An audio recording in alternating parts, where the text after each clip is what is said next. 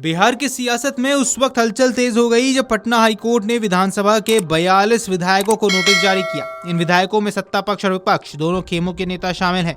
आरोप है इन जनप्रतिनिधियों ने चुनाव नामांकन के दौरान दाखिल किए गए शपथ पत्र यानी कि एफिडेविट में महत्वपूर्ण जानकारियां छिपाई या गलत तरीके से प्रस्तुत की। इसके अलावा कुछ विधायकों पर मतदान प्रक्रिया में अनियमितता बरतने के भी आरोप लगाए गए हैं। इस पूरे मामले को लेकर कुछ महीने पहले चुनाव हार चुके प्रत्याशियों ने हाईकोर्ट में याचिका दायर की थी, जिस पर अब सुनवाई तेज हो गई है। आपको बता दें, हाल ही में हुई सुनवाई के दौरान अदालत ने मामले को गंभीर मानते हुए सभी 42 विधायकों को लिखित जवाब दाखिल करने का निर्देश दिया है। कोर्ट ने स्पष्ट कहा है कि नामांकन के समय भरा गया शपथ पत्र लोकतांत्रिक प्रक्रिया की पारदर्शिता का मूल अधिकार है। मतदाताओं को यह अधिकार है कि वे अपने प्रत्याशी की आपराधिक पृष्ठभूमि, शैक्षणिक योग्यता, संपत्ति, देनदारियां और अन्य महत्वपूर्ण तथ्यों के बारे में सही जानकारी प्राप्त करें।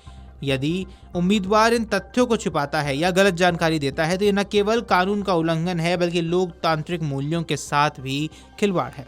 सबसे चौंकाने वाली बात यह है कि जिन विधायकों को नोटिस भेजा गया उनमें बिहार विधानसभा के अध्यक्ष प्रेम कुमार का नाम भी शामिल है। इसके अलावा मंत्री विजेंद्र यादव, पूर्व मंत्री जीवेश मिश्रा, जेडीयू विधायक चेतन आनंद, राजद विधायक अमरेंद्र प्रसाद समेत कई प्रमुख चेहरे इस सूची में शामिल बताए जा रहे हैं। चूंकि सूची में सत्तारूढ़ दल और विपक्ष दोनों के विधायक हैं, इसलिए मामला किसी एक दल तक सीमित नहीं रह गया है बल्कि पूरे राजनीतिक तंत्र पर ही सवाल खड़े कर रहा है। याचिकाकर्ताओं का आरोप है कि कई विधायकों ने अपने शपथ पत्र में आपराधिक मामलों, संपत्ति के वास्तविक मूल्य, बैंक खातों, चल अचल संपत्ति या देनदारियों से जुड़ी जानकारी पूरी तरह से उजागर नहीं की। कुछ मामलों में यह भी दावा किया गया है कि उम्मीदवारों ने तथ्यों को इस तरह प्रस्तुत किया जिससे मतदाताओं को भ्रमित किया जा सके।